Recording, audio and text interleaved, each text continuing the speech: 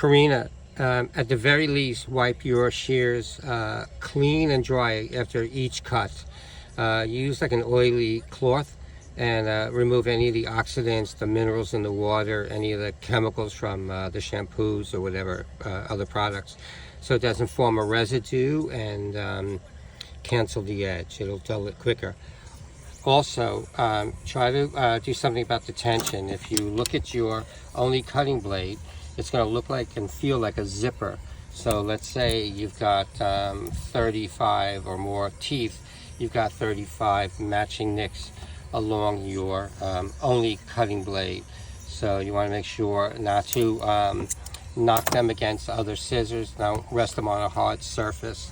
We'll go over all of that with you when we return them, but these are really, they're taking a lot of rough treatment. I know it's not an easy job. I understand.